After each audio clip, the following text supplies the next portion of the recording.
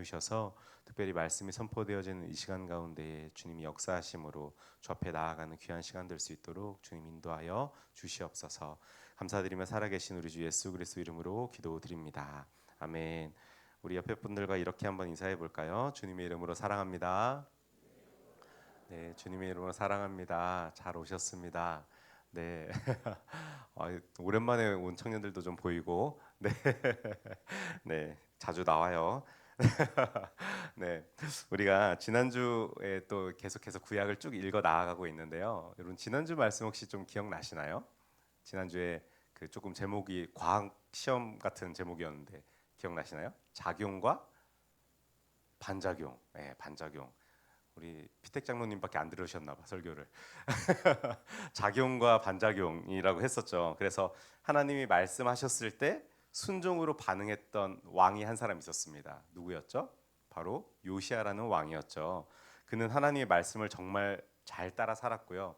우상들을 다 철폐했으며 오직 하나님의 율법을, 모세의 율법을 따라서 온전히 살아냈던 사람이 바로 이 요시아라는 왕이었다라고 전했습니다.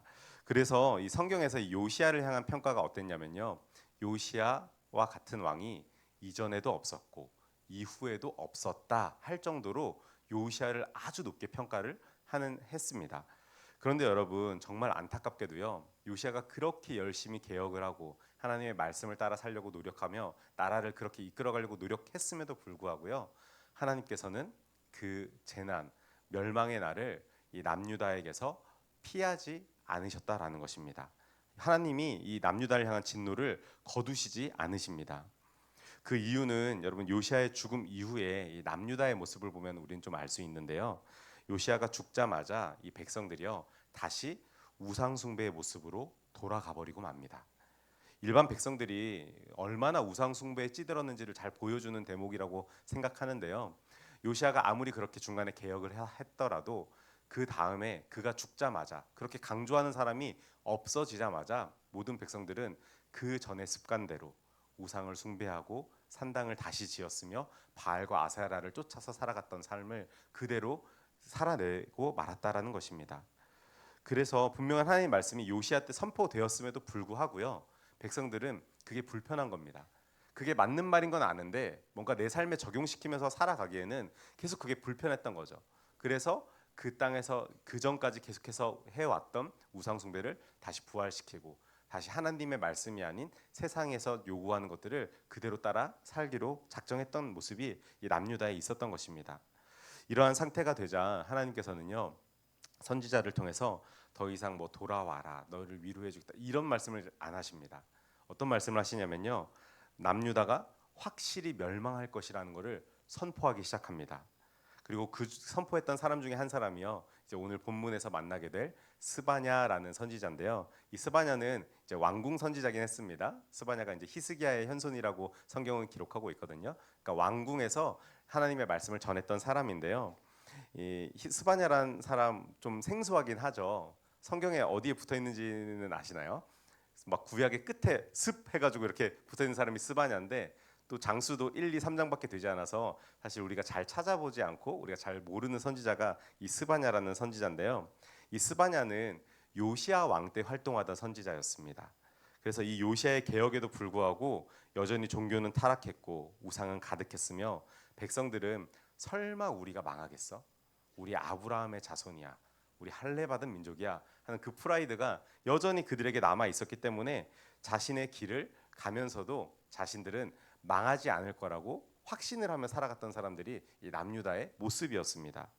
그때 이 하나님께서는요, 스바냐를 통해서 남유다 백성들에게 말씀하시고요, 스바냐는 하나님의 말씀을 애초롭게 외치기 시작합니다.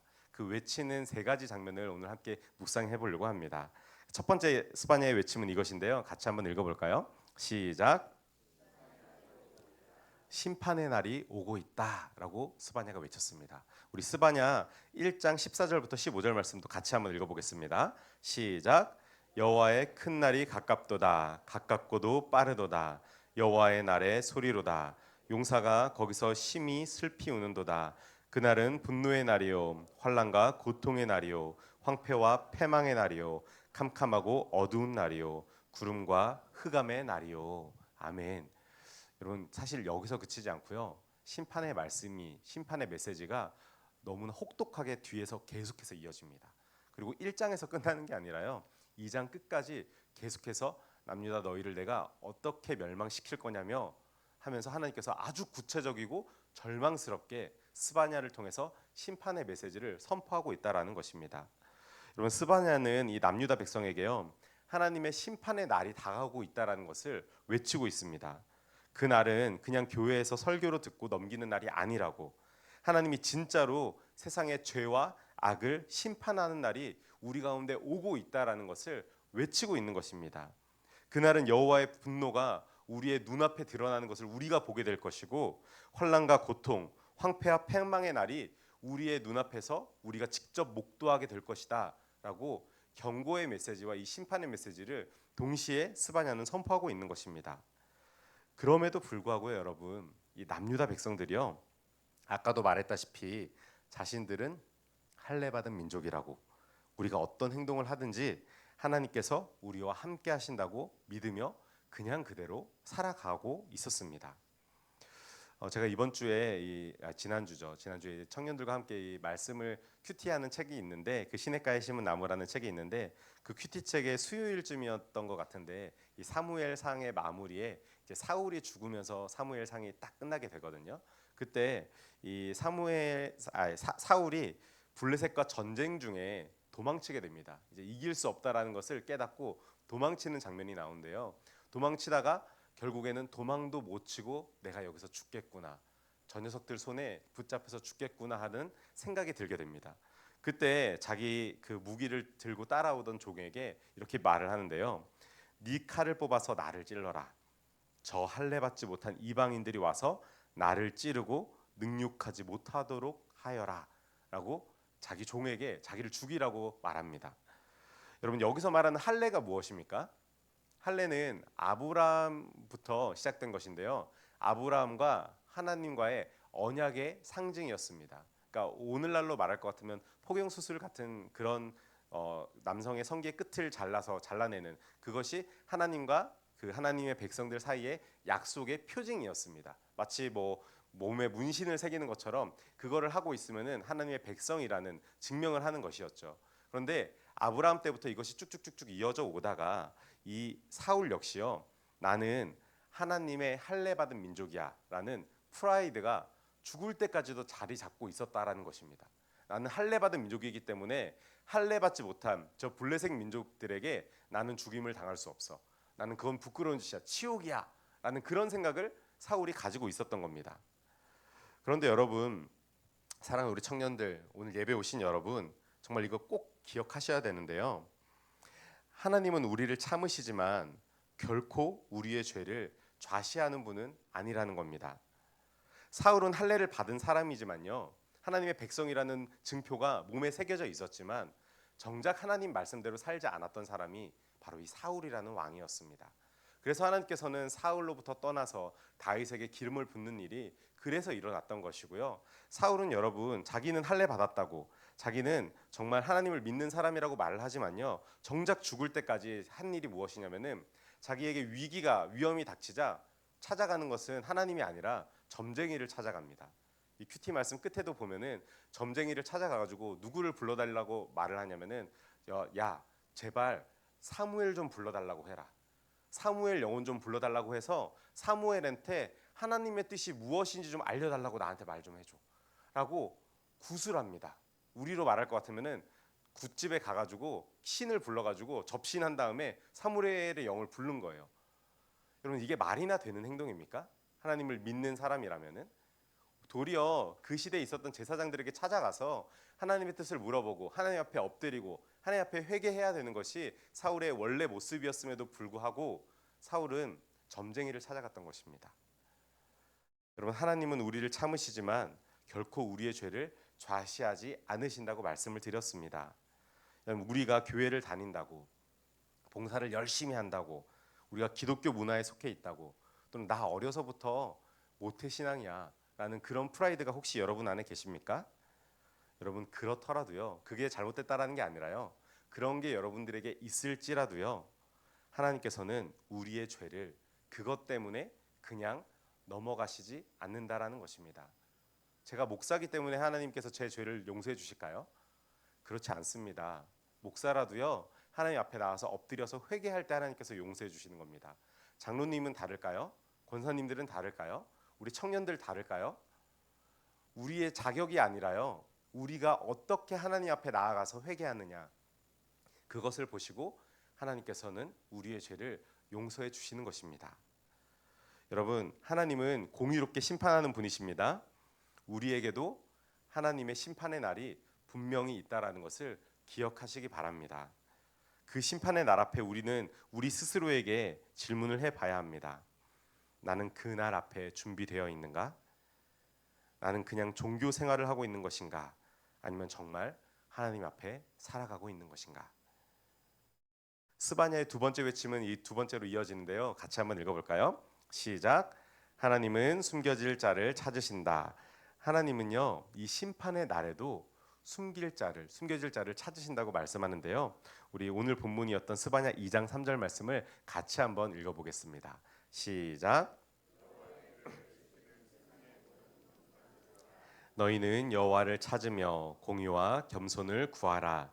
너희가 혹시 여호와의 분노의 날에 숨김을 얻으리라. 아멘. 여러분, 여기서 숨김을 얻으리라라고 마지막에 말씀을 하는데요. 숨김을 얻는다라는 히브리어 원어의 뜻을 보면은 은혜로 감싸 보호하다라는 뜻을 가지고 있습니다. 뭐라고요? 은혜로 감싸서 보호하다라는 뜻을 가지고 있다라는 것입니다. 즉, 이 말씀은요, 심판의 날에도요, 하나님께서는 숨길 자 그리고 남겨둘 자를 찾으신다라는 것입니다. 그리고 찾으실 뿐만 아니라 그들을 보호하신다라고 스바냐는 외치고 있습니다. 여러분, 여기서 말하는 숨길 자, 남겨둘 자는 누구를 의미할까요? 말씀에 의하면요, 여호와를 찾는 자입니다. 그 어려운 시대 가운데도, 심판을 당하는 세상 가운데도, 그 가운데서도 다른 것을 쫓아가는 것이 아니라 하나님을 찾는 그 한 사람, 공의와 겸손으로서 하나님의 말씀을 충실하게 따라가는 그 한 사람, 그 한 사람을 하나님께서는 멸망하고 있는 이 남유다 백성들 가운데 끝까지 여호와를 따라가는 자들을 찾으시고 그들을 심판 중에서 은혜로 보호하신다라는 말씀이 이 스바냐 말씀인 것입니다. 여러분, 그 하나님께서요, 오늘 우리에게도 물으십니다. 이 시대 속에 나를 진심으로 찾는 자가 어디 있느냐? 세상의 흐름을 거슬러 공의와 겸손으로 사는 자가 어디 있느냐? 특별히 우리 청년들, 정말 우리가 살아가고 있는 이 시대, 여러분들이 맞닥뜨려야 하는 이 시대가요, 정말 끊임없이 경쟁하도록 하고, 그리고 남보다 나를 더 돋보이게 해야 되는 겁니다. 그래서 가끔 이제 유튜버라 그러죠. 채널을 운영하는 사람들 이상한 행동들 하지 않습니까? 남들보다 더 튀는 행동을 해가지고 자극적이게 해서 시선을 끌려고요, 조회수를 높이려고요. 그렇게 해야 되는 시대가 여러분들이 앞으로 맞닥뜨려야 하는 그런 시대인 것입니다. 어떤 책을 보니까 최근에 제가 인문학 책을 하나 사서 읽는데 거기에 멋진 문장 같은데 마음에 와닿지 않는 문장이 하나 있더라고요. 이렇게 말을 하더라고요. 저마다 원하는 삶을 자신이 옳다고 믿는 방식으로 사는 것이 최선이라고 믿는 시대다. 나는 그것이 옳다고 믿는다. 이렇게 말을 하더라고요. 여러분, 그것이 우리가 살아가고 있는 이 시대를 대표하는 문장이라고 생각을 하는데요. 그러나 여러분, 우리는 그리스도인으로서 하나님께서 무엇을 말씀하시는지 분명히 귀를 기울여야 합니다. 여러분, 하나님은 분명히 말씀하십니다. 주님을 찾으라. 정의로 살아라. 바른 길을 추구하여라. 진짜 하나님을 붙드는 사람, 진심으로 회개하고 방향을 돌리는 사람, 여러분, 그 사람이 바로 이 시대의 남은 자이고 바로 숨겨진 자입니다. 그리고 그 사람들을 하나님께서 은혜로 보호하실 것입니다. 그리고 여러분, 스바냐의 세 번째 외침은 이렇게 이어지는데요. 같이 한번 읽어볼까요? 시작. 사랑의 하나님이 너희 가운데 계신다. 스바냐서가 아까 몇 장으로 이루어졌다고 말씀을 드렸죠? 3장으로 이루어졌다고 말씀드렸습니다. 첫째, 둘째, 셋째 해가지고 3장으로 이루어지는데요. 1장, 2장에서는 정말 무시무시한 심판의 이야기가 쭉 기록되어 있습니다. 너희는 이렇게 망할 거야, 이렇게 멸망할 거고 내가 너희를 어떻게 팔아넘길 거야, 막 이러시면서 정말 무시무시한 말씀으로 이 심판의 메시지를 전하고 있습니다. 그런데 이 3장에 탁 들어서면요, 뭔가 굉장한 반전의 말씀이 등장합니다. 스바냐 3장 17절이 대표되는 말씀인데요. 우리 같이 한번 3장 17절 읽어보도록 하겠습니다. 시작. 너희 하나님 여호와가 너희 가운데에 계시니 그는 구원을 베푸실 전능자이시라. 그가 너로 말미암아 기쁨을 이기지 못하시며 너를 잠잠히 사랑하시며 너로 말미암아 즐거이 부르며 기뻐하시리라 하리라. 아멘. 여러분 뭐라고 말씀합니까? 남유다 백성에게 진노하고 무섭게 심판하시던 그 하나님이 갑자기 그들을 향해서요, 내가 너를 너무 사랑해. 내가 너로 인해서 기쁨을 이기지 못할 것 같아 하면서 그들을 엄청 애정하는 말씀을 갑자기 쏟아내시는 겁니다. 사실 이게 여러분 하나님의 말씀이니까 우리는 아 그래 하나님의 은혜가 크다 이렇게 받아들이지만 어떤 한 인간이 이렇게 말했다고 생각해 보십시오. 완전 사이코패스 아닙니까? 막 누군가가 와가지고 막 화냈다가 야 막 하면서 막 쌍욕을 막 부어냈다가 갑자기 한순간에 사랑해 널 위해 난 모든 걸 다 할 수 있어 이렇게 말을 한다면은 여러분 그 말을 받아들일 수 있으십니까?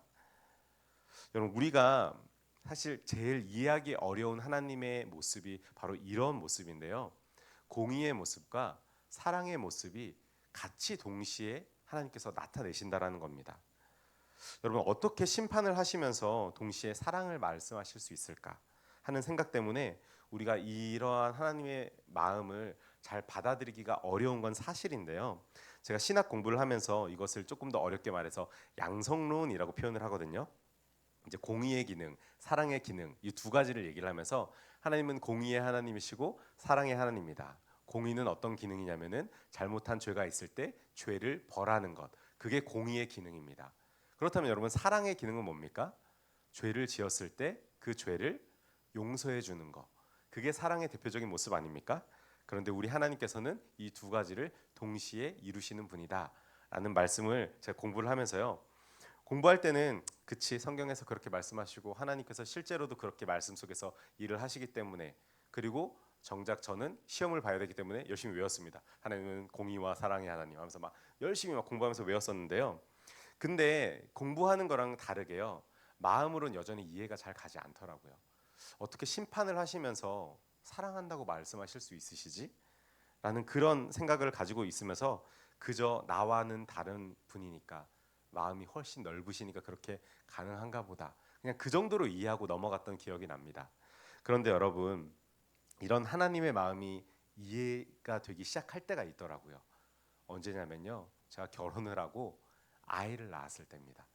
근데 그 아이를 낳았을 때 끝나는 게 아니라요. 아이를 기르면서 하나님께서 하시는 말이 그 말이 정말 무슨 말인지 조금은 와 닿게 되더라고요. 우리 어르신들은 잘 아시겠지만 우리 청년들 잘 들어보세요. 애들이요. 여러분들이 애를 이쁘게 낳잖아요. 그 애들이요. 말을 진짜 안 듣습니다. 지지리도 안 듣고요. 어제만 해도 말을 안 듣고 오늘도 아침부터 말을 안 들었습니다. 하면서 이거 해 아들 이거 해 두 번 정도 얘기했는데 안 합니다. 그래서 그때는 갑자기 야 그러면 아빠 야라고 하지 마. 근데 더 열받아요. 야라고 하지 말라. 네가 지금 막 이러면서 막 분노가 막 이렇게 차오르는데 말을 진짜 안 듣습니다. 근데 마치 여러분들이 부모님에게 하는 것처럼요. 우리가 우리 부모님에게 하는 것처럼요. 그런데요, 여러분 중요한 거는요. 그렇다고 하여서 그 아이가요 밉지 않습니다. 너무너무 사랑스럽습니다. 그 아이를 그래도 안아주고 그래도 타이르고 구슬르고 하게 됩니다. 왜 그럴까요? 왜 타이르고 구슬르게 하게 될까요? 이유는 하나입니다. 내 아이니까요.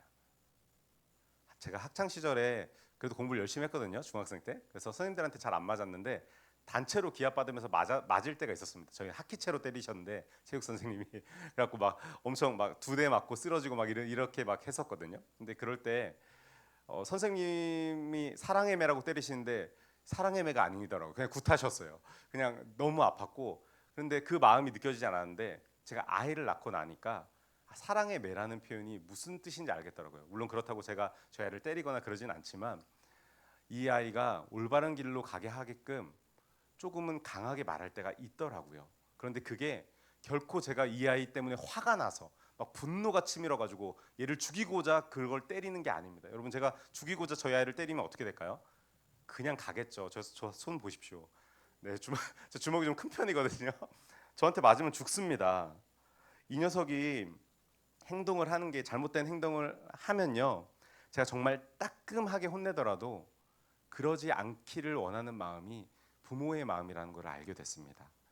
도리어 여러분, 그렇게 혼내는 이유는요, 사랑하는 아이가 정말 잘못된 길로 가는 거를 바로 잡게 하기 위해서, 정말 얘가 이렇게 살아가면은 옳지 않은 방향으로 가기 때문에 부모는 애타는 마음으로 호소하기도 하고 구슬리기도 하고 용돈을 많이 주면서 이렇게 하면 너가 이걸로 오겠지 하는 마음으로 돈을 주기도 하고, 때로는 그게 안 될 때는 매일 들어서 때리면서까지 너 그 짓 하면은 막 쳐맞을 줄 알아 그러면서 막 혼내면서까지 올바른 길로 가기를 원하는 겁니다.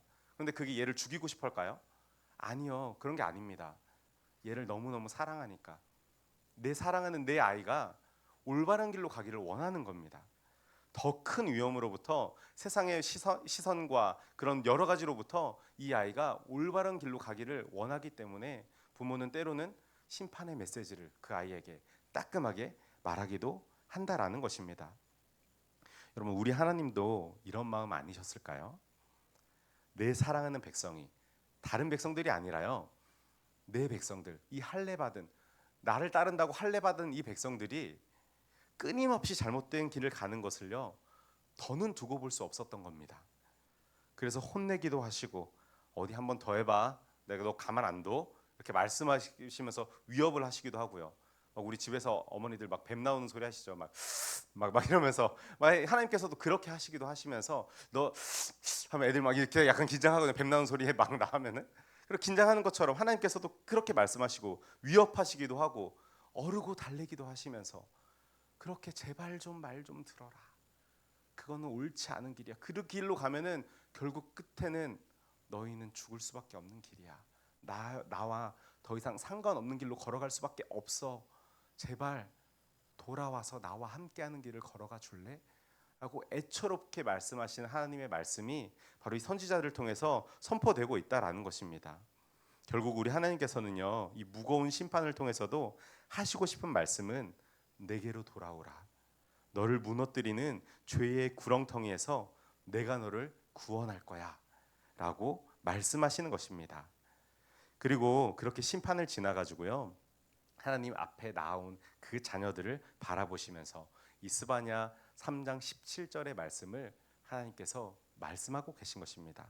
내가 너로 말미암아 기뻐하고 내가 너를 누구보다도 사랑하고 내가 나에게로 돌아온 너를 보니 내 마음이 너무너무 기쁘고 즐겁구나 하는 그런 고백의 말씀을 이 스바냐 3장 17절을 통해서 하고 계신 것입니다.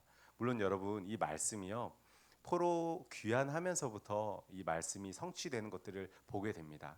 이 당시 이 사람들은 하나님께서 스바냐를 통해서 말씀하신 이 말씀을 듣더라도요, 이해하지 못했습니다.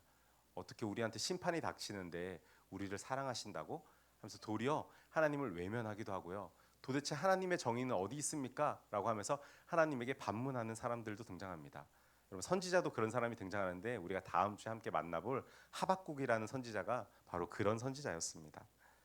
여러분, 그렇지만 그렇게 심판을 지나 돌아온 백성들을 향하여서요, 우리 하나님께서는 사실 내가 너에게 이렇게 했던 것은 너가 돌아오기를 원해서야, 내가 너를 누구보다도 사랑하기 때문이야 라고 말씀을 하고 계신다라는 것입니다. 이제 오늘 말씀을 정리하며, 사랑하는 우리 청년들, 그리고 오늘 함께 예배드리는 우리 성도 여러분, 하나님의 심판은 실제입니다. 하나님은 죄를 결코 간과하지 않으십니다. 종교적인 외형이나 문화에 속해 있다고 해서요, 우리는 그 죄가 면제되지 않는다라는 것입니다. 그래서 우리는 늘 우리 안의 죄를 돌아보며 살아가야 합니다. 또한 그 심판 속에서 하나님은 숨길 자를 찾으십니다. 하나님은 공의와 겸손을 구하는 자, 진심으로 하나님을 찾는 자를 보호하십니다. 무너지는 세상 속에서도 남은 자로, 숨겨진 자로 살아가기를 소망하시며 우리를 부르고 계신다라는 것입니다. 그리고 마지막으로 그 하나님께서요, 우리를 정말로 사랑하신다라는 것입니다. 그냥 우리를 바라보고만 계시는 것이 아니라요. 우리 가운데 계시며 우리 안에 계시며 우리가 느끼든 느끼지 못하던 늘 우리와 동행하시며 우리를 기쁨을 이기지 못하실 만큼 우리를 사랑하시고 우리의 모습으로 인해서 작은 모습으로 인해서 노래하시는 분이 바로 우리 하나님이라는 것입니다. 이제 말씀을 마치며 바라기는 여러분 세상의 소리보다 하나님의 말씀을 더욱더 가까이 하시기 바랍니다. 그래서 심판 속에서도 하나님을 찾고 사랑받는 자로 당당하게 이 땅 가운데서 살아갈 수 있는 저와 여러분이 되시길 주님의 이름으로 축원합니다. 기도하겠습니다.